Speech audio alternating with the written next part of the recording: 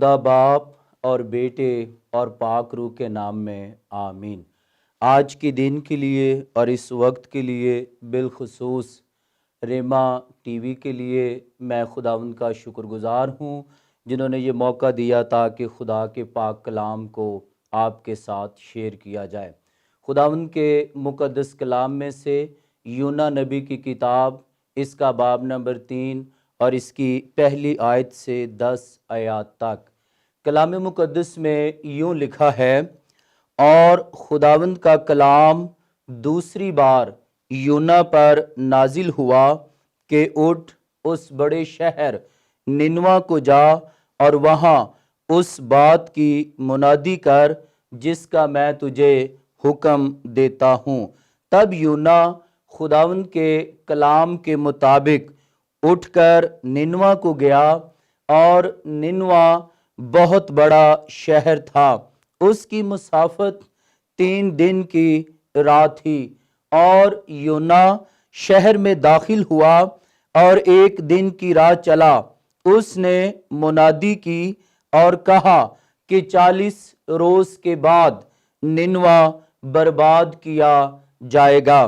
تب ننوا کے باشندوں نے خدا پر ایمان لا کر روزہ کی منادی کی، اور ادنا و اعلیٰ سب نے ٹاٹ اوڑا۔ اور یہ خبر ننوا کے بادشاہ کو پہنچی، اور وہ اپنے تخت پر سے اٹھا اور بادشاہی لباس کو اتار ڈالا اور ٹاٹ اوڑھ کر راکھ پر بیٹھ گیا۔ اور بادشاہ اور اس کے ارکان دولت کے فرمان سے ننوا میں یہ اعلان کیا گیا اور اس بات کی منادی ہوئی کہ کوئی انسان یا حیوان گلا یا رما کچھ نہ چکھے اور نہ کھائے پیے، لیکن انسان اور حیوان ٹاٹ سے ملبس ہوں اور خدا کے حضور گریہ زاری کریں، بلکہ ہر شخص اپنی بری روش اور اپنے ہاتھ کے ظلم سے باز آئے، شاید خدا رحم کرے اور اپنا ارادہ بدلے اور اپنے قہر شدید سے باز آئے اور ہم ہلاک نہ ہوں۔ جب خدا نے ان کی یہ حالت دیکھی کہ وہ اپنی اپنی بری روش سے باز آئے، تو وہ اس عذاب سے جو اس نے ان پر نازل کرنے کو کہا تھا باز آیا اور اسے نازل نہ کیا۔ خداوند کے پاک کلام کے پڑھے اور سنے جانے پر خداوند کی برکت ہو۔ ہمارے پاس خداوند کے پاک کلام میں سے یونا خدا کا حکم مانتا ہے اور اس کی منادی، اور پھر توبہ کے لیے اور روزہ کے لیے بادشاہ کا فرمان جاری کیا گیا۔ یونا خدا کے کلام کی پہلے خلاف ورزی کرتا ہے، اور خدا نے یونا کو کہا کہ وہ ننوا شہر کو جائے اور جا کر منادی کرے، اور یونا کا رویہ یہاں پر منفی ہے، اور وہ کلام کے خلاف ترسیس کے جہاز پر بیٹھا، اور ترسیس کے جہاز پر بیٹھ کر اس نے خدا کے حضور سے بھاگنے کا ارادہ کیا۔ لیکن خدا کے منصوبے اور پلان کے مطابق یہ تھا کہ خدا یونا نبی کو ننوا شہر میں بھیجے تاکہ وہ وہاں پر جا کر منادی کرے۔ ننوا شہر کی شرارت میرے حضور میں پہنچی ہے۔ خدا نے یونا سے یہ کہا کہ تو جا اور ان کے گناہ ان پر ظاہر کر۔ مکاشفہ کی کتاب باب نمبر 18 اور اس کی آیت نمبر 5 میں یوں لکھا ہے، کیونکہ اس کے گناہ آسمان تک پہنچ گئے ہیں اور اس کی بدکاریاں خدا کو یاد آ گئی ہیں۔ انسان کا گناہ جب حد سے زیادہ بڑھ گیا اور ان کی شرارت اور ان کی بری روش اور ان کے گناہ کی آواز آسمان تک اور بدکاری کی یاد خدا کے حضور میں ہوئی تو خدا نے اپنے بندہ یونا نبی کو حکم دیا، ہم یونا کی زندگی، یونا کی سواں عمری اور یونا کی کتاب یونا نبی کی زندگی کے بارے میں بیان کرتی ہے۔ یہاں پر پہلی بات یہ ہے کہ یونا نے حکم عدولی کی اور وہ نینوا شہر کو جانے کی بجائے ترسیس کے جہاز پر بیٹھ گیا اور خدا کے حضور سے بھاگا۔ پھر دوسری بات، سمندر میں طوفان آیا اور جہاز چلانے والوں نے، ملاحوں نے اس کے لیے بڑی کوشش کی کہ وہ کسی طرح سے جہاز کو کنارے پر لے کر آئیں، لیکن طوفان بڑھتا ہی چلا گیا اور پھر انہوں نے کرا ڈالا اور یونا کے نام کا کرا نکلا اور یونا نے خود یہ کہا کہ مجھے اٹھا کر سمندر میں پھینک دیا جائے کیونکہ یہ طوفان میری وجہ سے آیا ہے۔ ہم یہ سیکھتے ہیں کہ خدا کے کلام کی نافرمانی کرنا، خدا کے آئین اور قوانین کے خلاف چلنے سے انسان آزمائشوں، برے حالات اور مشکلات میں گر جاتا ہے۔ پھر اس کے بعد خدا نے ایک بڑی مچھلی کو مقرر کیا کہ وہ یونا کو نگل لے اور پھر مچھلی کے پیٹ میں یونا نے خدا سے دعا کی اور یہ کہا کہ میں خدا کی بارگاہوں میں، خدا کی حضوری میں اور خدا کی مقدس ہیکل میں خدا کی شکر گزاری کروں گا، اور خدا نے مچھلی کو حکم دیا اور اس نے یونا کو خشکی پر نگل دیا اور یونا 3 رات دن مچھلی کے پیٹ میں رہا۔ اور اس کے بعد یونا کو دوبارہ خدا نے کلام دیا کہ وہ نینوا شہر کو جائے اور وہاں پر منادی کرے اور ان کے گناہوں اور شرارت اور بری روش کے بارے میں بیان کرے۔ سو جب دوسری بار خدا نے دوبارہ یونا پر اپنے کلام کو نازل کیا تو یونا نینوا شہر کو گیا جس کا 3 دن کا راستہ ہے اور یونا نے 1 دن کرا لی اور منادی کی اور اس نے اسور کے لوگوں کے ساتھ جا کر خدا کے کلام کی بات کو بیان کیا اور منادی کی کہ 40 دن کے بعد نینوا شہر برباد کیا جائے گا۔ خداوند یسوع مسیح نے اپنی زمینی خدمت میں نینوا کے لوگوں کی تعریف کی اور مقدس متی کی انجیل اس کا باب نمبر 12 آیت نمبر 41، نینوا کے لوگ عدالت کے دن اس زمانہ کے لوگوں کے ساتھ کھڑے ہو کر ان کو مجرم ٹھہرائیں گے کیونکہ انہوں نے یونا کی منادی پر توبہ کر لی، اور دیکھو یہاں وہ ہے جو یونا سے بھی بڑا ہے۔ خدا کے کلام کے مطابق نینوا شہر کے لوگوں نے توبہ کی اور جب یونا نے خدا کے کلام کو بیان کیا تو یہاں پر بادشاہ کا رد عمل اور عوام سننے والوں کا رد عمل وہ یہ تھا کہ سب نے توبہ کی اور اپنی بری روش سے باز آئے، اور خاص بات یہ ہے کہ انہوں نے یہاں پر روزہ رکھا۔ تب نینوا کے باشندوں نے خدا پر ایمان لا کر روزہ کی منادی کی اور ادنا اوالا سب نے ٹاٹ اوڑا۔ میرے عزیزو، خاص بات یہ ہے کہ یونا نبی نے ایک ہی بار منادی کی ہے اور اس نے ایک ہی بار خدا کے کلام کو بیان کیا ہے اور غیر اقوام نے خدا کے کلام کو قبول کیا اور یونا کی منادی پر توبہ کرنے کا ارادہ کیا۔ انہوں نے روزہ کی منادی کی اور ادنا اوالا سب نے خدا کے حضور میں روزہ رکھا اور گریہ زاری کی، اور کلام مقدس میں یہ لکھا ہے کہ جب خدا نے ان کی یہ حالت دیکھی تو اپنا ارادہ तब्दील कर लिया और यूना इससे नाखुश हुआ। और हमें यहां पर खुदा का रहम नजर आता है और खुदा ने खुद ये कहा, और क्या मुझे लाजिम ना था कि मैं इतने बड़े शहर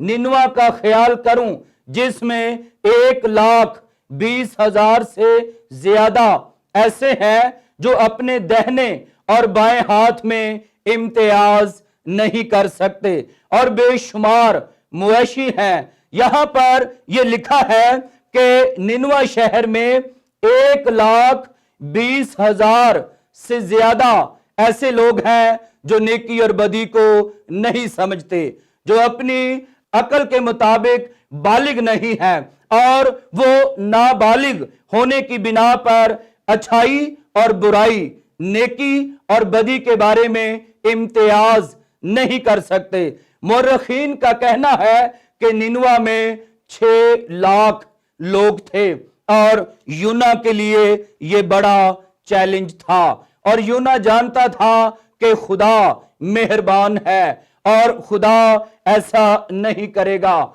और हमें यहां पर यह बात नजर आती है कि अपनी मुसीबत में, मुश्किल में, बुरे हालात में बादशाह ने पूरी अपनी अवाम और अमीर गरीब, बच्चे बड़े बुजुर्ग, जानवर, हैवान, इंसान, सब ने रोजा रखा और खुदा के हुजूर में गिरियाजारी की। हमारे लिए खुदा का कलाम यह है कि तमाम तर बुरे हालात में, आजमाइश में, तंगदस्ती में हमें पहली बात जो खुदा के कलाम के मुताबिक मुनादी की जाती है, इसे कबूल किया जाए और तौबा की जाए और खुदा के हुजूर में रोजा रखा जाए ताकि खुदा के हुजूर से ताजगी के दिन आए। और फिर यह है कि जब इन्होंने अपनी अपनी बुरी रवश और अपने हाथ के जुल्म से बाज आए तो खुदा का रहम नजर आता है। हमारे लिए यहां पर रोजे की अहमियत के बारे में खास तौर पर यह है कि हम तमाम तर माली मुश्किलात, खानदानी मुश्किलात और मुल्की मुश्किलात में खुदा के हुजूर में गिरियाजारी करें। और खास बात यह है कि खुदा के हुजूर में हर तरह की बुरी रवश को तर्क करें और हाथ के जुल्म से बास आएं। और रोजा हमें यह सिखाता है कि हम हर तरह की मादी चीजों से इज्तनाब करें। खुदा के कलाम के मुताबिक आज खुदा का पैगाम यूना नबी की मार्फत वो ये है कि हम अपने गुनाहों और बुरे कामों और बुरी रविशों को तर्क करें और खुदा के कलाम के मुताबिक चलें। और यहां पर एक बार मुनादी की गई और रोजा रखने का हुक्म जारी किया गया। रोजा, इसकी तारीफ फारसी जुबान का लफ्ज है बर्त और सोम के अल्फाज भी इसके लिए इस्तेमाल होते हैं। सुबह सादिक से लेकर गुरूब आफताब तक खाने पीने और जमात से रुकना और फाका करना रोजा है। ये फिरोजुल लुगात में है। अंग्रेजी जुबान में रोजा के लिए लफ्ज फास्टिंग है। वेबस्टर डिक्शनरी में इसकी यूं तारीफ की गई है, तमाम अशिया या खास खुराक से इज्तनाब करना, एक दिन को खास जानते हुए बहुत कम खाना या कुछ ना खाना रोजा है। भूख और प्यास के बावजूद इरादी तौर पर खुराक से इज्तनाब करने का नाम रोजा है। रोजा हमें यह सिखाता है कि हम अपनी बुरी रवश से बाज आएं, हम खुदा के आइन और कवानीन पर चलें, हम खुदा के कलाम के मुताबिक चलें और तमाम दुनियादारी की चीजें, मादी अशिया और हर तरह की ऐशो इशरत को तर्क करके खुदा की तरफ रजू करें और खुदा के हुजूर में हर तरह की चीजों को छोड़कर मुकम्मल तौर पर खुदावंद की तरफ रजू करना। रोजा का लफ्ज बाइबल मुकद्दस में तकरीबन 59 मरतबा आया है। 37 मरतबा अहदे अतीक में और 22 मरतबा अहदे जदीद में। पौलुस रसूल रोजा में जिनसी तल्लुकात से भी परहेज का जिक्र करते हैं। ये पहला कुरिन्थियों इसका बाब नंबर 7 और इसकी आयत नंबर 5 में है। बस रोजा भूखो प्यास के बावजूद इरादी तौर पर खुराक से इज्तनाब का नाम है। हम खुदा के कलाम में ये सीखते हैं कि जब यूना ने मुनादी की तो तमाम और बादशाह और उसके अरकाने दौलत के फरमान से निनवा में ये ऐलान किया गया और इस बात की मुनादी हुई कि कोई इंसान या हैवान गला या रमा कुछ ना चखे और ना खाए पिए। और इन्होंने बावजूद भूख और प्यास के इरादी तौर पर सब कुछ तर्क किया ताकि वो जिंदा खुदा की तरफ रजू लाएं।